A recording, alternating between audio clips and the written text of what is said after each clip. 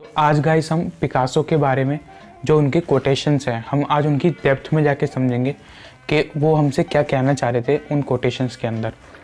Like as an artist हम सभी जानते हैं कि पिकासो कितने बड़े आर्टिस्ट थे और उनका कितना नाम था आर्ट की दुनिया में। एब्स्ट्रैक्ट आर्ट के वो फादर भी माने जाते हैं।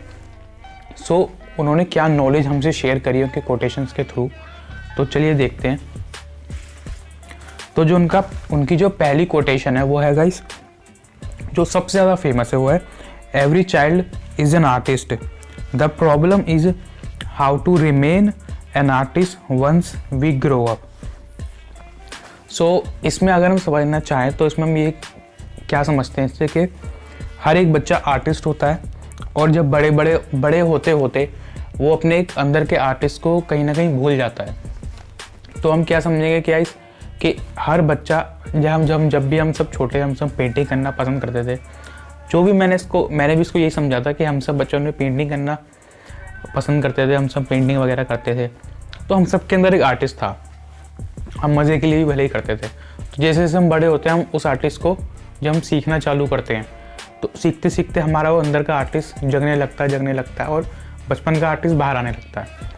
लेकिन ये सिर्फ यहीं तक सीमित नहीं है। इसका जो कोटेशन है वो ये हमें लाइफ के बारे में बहुत कुछ सिखाता है। सो इसमें लाइफ का क्या लेसन दे रखा है गाइस, इसमें ये दे रखा है कि लाइक कोई भी अगर आर्टिस्ट है इस दुनिया में, जितने भी आर्टिस्ट होते हैं, सो एज एन आर्टिस्ट आपके अंदर का बच्चा कभी नहीं बनना चाहिए। एक बच्चा एक आर्टिस्ट होता है और एक आर्टिस्ट एक बच्चा होता है। तो इस तरीके से ये चीज़ समझने वाली बात है कि जब भी हम छोटे होते हैं तो हम एक्सप्रेस करने से नहीं घबराते थे। एक्सप्रेस करने से मेरा मतलब है जैसे कि हमें छोटी सी भी कहीं कोई खुशी मिली है, कोई बच्चा होता है वो अगर प्रेजेंट मोमेंट में है तो प्रेजेंट मोमेंट को एंजॉय करता है।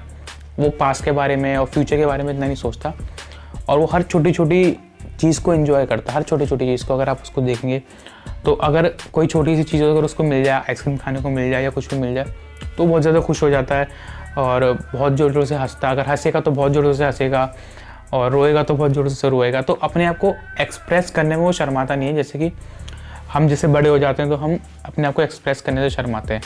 और art is all about express करना। भी फील्ड में हो, डॉक्टर हो, इंजीनियर हो, सो हर चीज़ के अंदर कहीं ना कहीं एक आर्ट मौजूद है। हर एक चीज़ एक तरीके से आर्ट ही है। इमेजिनेशंस और क्रिएटिविटी बहुत ज़्यादा होती है और बड़े होते होते हमारे अंदर वो चीज़ कहीं ना कहीं ख़त्म हो जाती है और हम क्रिएटिविटी में स्ट्रगल करते हैं। लेकिन अगर आप किसी बच्चे से पूछोगे क्रिएटिविटी क्या है, तो क्रिएटिविटी उसके लिए जस्ट चुटकियों का खेल है। क्रिएटिव सोचना या कुछ भी इमेजिनेशन करना, बच्चे अपनी इमेजिनेशन में रहते हैं। लेकिन हम बड़ों के लिए एज एन आर्टिस्ट कई बार ये चैलेंज हो जाता है कि हम इमेजिनेशन कहाँ से लाएँ, हम नए आइडियाज़ वगैरह कहाँ से लाएँ। सो उसके लिए हमारे अंदर का एक बच्चे का ज़िंदा होना, एक जो बच्चे की जो प्योर सोल होती है, इस बॉडी के लेवल पे बच्चे बन जाएंगे नहीं, वो तो पॉसिबल नहीं है ना।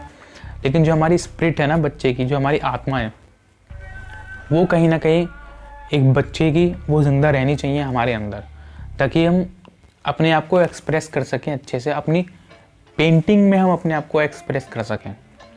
सो वो एक चीज़ होनी चाहिए और उस वजह से ही हम अपनी इमेजिनेशन और क्रिएटिविटी को बूस्ट कर सकते हैं। अगर आपको एज एन आर्टिस्ट अपने आप को इम्प्रूव करना है तो आप छोटे बच्चों को क्या करें, आप ऑब्जर्व करें छोटे बच्चों को, उनका बिहेवियर क्या होता है, वो किस चीज़ से शर्माते नहीं, रोकते नहीं खुद को। सो ये वाली चीज़ें अपने आप में आपको इम्प्लीमेंट करनी है ताकि आप एज एन आर्टिस्ट खुद को और अच्छे से इम्प्रूव कर सकें और अच्छे से एक्सप्रेस कर सकें। तो यही इसका एक सार जो निकल के आता है वो यही है कि आपके अंदर का बच्चा आपके अंदर के आर्टिस्ट को ज़िंदा रखता है। सो अपने अंदर का बच्चा ना मरने दें अगर आपको अपने अंदर की आर्ट को ज़िंदा रखना है। लाइफ के लेसन भी हमें इससे बहुत कुछ सीखने को मिल रहा है। सो इनके दूसरे ही कोटेशन की तरफ हम जाते हैं जो है everything you can imagine is real. आप मुझसे पूछोगे कि पिकासो सर ने क्या कहा है, everything you can imagine is real, पर इमेजिनेशन कैसे रियल हो सकती है, क्योंकि इमेजिनेशन तो इमेजिनेशन है। लाइक अगर मैं सोचता हूँ यूनिकॉर्न एक इमेजिनेशन है, उसका रियलिटी से कोई लेना देना नहीं है। क्या यूनिकॉर्न रियलिटी में एग्जिस्ट करते हैं? नहीं, हमने तो कभी नहीं देखे। तो ऐसा कैसे हो सकता है कि इमेजिनेशन रियल है? तो मैं आपसे बोलूँगा कि इमेजिनेशन रियल होती है बिकॉज जैसे कि अगर मैं आपको समझाऊँ कि जो यूनिकॉर्न है वो कैसे बना हुआ, वो एक घोड़े से बना हुआ है। एक घोड़े के ऊपर सिंग लगा रखा है, और सिंग वाला आइडिया आपने देखा होगा कि वो एक एनिमल्स होते हैं जिनके यहाँ पे सिंग की तरह कुछ होता है, मुझे उनका नाम याद नहीं आ रहा। सो सिंग का आइडिया वहाँ से ले रखा है। और जो उनके पंख होते हैं, पंख आप किसी भी पक्षी से ले सकते हैं। सो कबूतर हो गया, कोई भी आपका पक्षी हो गया। सो ये चीज़ें रियलिटी में तो एग्जिस्ट करती हैं ना, लाइक घोड़ा हो गया और कबूतर हो गया। सो ये सब चीज़ें रियलिटी में एग्जिस्ट करती हैं, कहीं ना कहीं इनको जोड़ के वो एक इमेजिनेशन बनाई गई है। सो इसका एक पॉइंट ऑफ व्यू ये है। तो दूसरा पॉइंट ऑफ व्यू इसका ये भी निकल रहा है कि इसमें एक थॉट आया आपके दिमाग में। अगर आपके दिमाग में कोई आइडिया, आप एक आर्टिस्ट हो, आपको एक पेंटिंग बनानी है, आपके दिमाग में पेंटिंग का एक आइडिया आया, अब वो धीरे धीरे एक थॉट में बदल गया। थॉटते रहे, सोचते रहे उसके बारे में, फिर आपने पहला स्टेप लिया, आपने उसे कैनवस पे उतारना चालू किया। फिर वो एक स्टेप लेने के बाद, एक्शन लेने के बाद वो एक रियलिटी में चेंज होने लगा और एक रियलिटी में बन गया। लाइक आपकी इमेजिनेशन थी और फिर वो रियलिटी में बदली, यानी कि वो ट्रांसफॉर्म हुई एक आइडिया से, एक थॉट से, एक्शन के थ्रू एक रियलिटी, रियल इमेज में या रियल चीज़ में वो एक ट्रांसफॉर्म हुई। सो ऐसा आप किसी भी इन्वेंशन में भी ले सकते हो। कोई इन्वेंशन लाइक हवाई जहाज़ के बारे में जब सोचा गया था, तो पहले उनके दिमाग में एक आइडिया आया, फिर उन्होंने सोचा, फिर उन्होंने एक्शन लिया, फिर उन्होंने बनाना शुरू किया, फिर हवाई जहाज़ बन गया। सो वो एक रियलिटी में एग्जिस्ट हुआ, रियलिटी बनी। सो एक तो इसका एग्जाम्पल ये हो गया। दूसरा एग्जाम्पल वो यूनिकॉर्न वाला जो मैंने आपको पहले दिया था।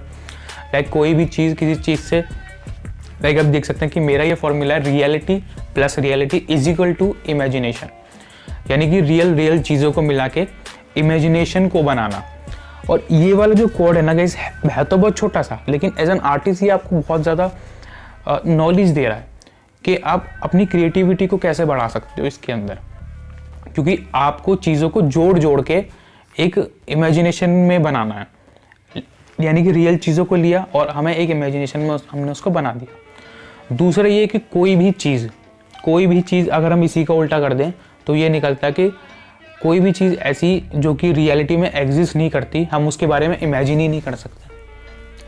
तो आप बोलोगे कि ये कैसे हो सकता है, क्योंकि आपके जो भी थॉट्स हैं, जो भी आपके विचार आ रहे हैं आपके माइंड के अंदर, वो सब कहीं ना कहीं रियलिटी पर ही बेस्ड है। क्योंकि वो भी एक थॉट भी हमारी एक इमेजिनेशन, हमारी इमेज आई, उस इमेज से हमारा थॉट बना। कार बोलोगे तो आपके माइंड में कुछ और तो आएगा नहीं, आपके माइंड में कार की इमेज बनती है। सो वो इमेज कैसे बनी, क्योंकि वो हमने उस कार को कहीं ना कहीं देखा है। तो कोई भी ऐसी चीज़ जो कि एग्जिस्ट नहीं करती रियलिटी में, तो वो हमारी इमेजिनेशन में भी एग्जिस्ट नहीं करेगी। आप देखोगे कि कुछ टाइम पहले जब कारें वगैरह नहीं थी, तो उस टाइम पे जब बैलगाड़ी वगैरह होती थी, तो उस टाइम पे लोग कारों के बारे में नहीं सोच सकते थे, उनके माइंड में वो इमेजिनेशन नहीं आ सकती थी। लेकिन धीरे धीरे किसी ने सोची, वो चीज़ इम्प्रूव हुई बैलगाड़ी से, किसी ने डिज़ाइन बनाया, बहुत सारी चीज़ों को जोड़ के वहाँ से वो डिज़ाइन बना, उसके बाद वो कार रियलिटी में चेंज हुई। तो ये एक बहुत कमाल की चीज़ इससे निकल के आती है कि कोई भी चीज़ जो रियलिटी में एग्जिस्ट नहीं करती, वो इमेजिनेशन भी नहीं बन सकती, और इमेजिनेशन बनती है रियलिटी को देख के। तो ये एक बहुत अच्छी चीज़ हमें इससे सीखने को मिलती है, और बहुत मज़ेदार चीज़ समझ में आती है किससे। और इस तरीके की वीडियोस अगर आपको और चाहिए तो आप मुझे बताइए कमेंट सेक्शन में, और भी इस तरीके की वीडियोस आगे लाता रहूँगा। और गाइस, कोई भी आपके क्वेश्चन वगैरह वो कमेंट सेक्शन में पूछ सकते हैं, और चैनल को सब्सक्राइब करना ना भूलें गाइस, और बेल आइकन को जरूर क्लिक करें ताकि आपसे आने वाली वीडियोस मिस ना हो। So thank you for watching guys, keep supporting.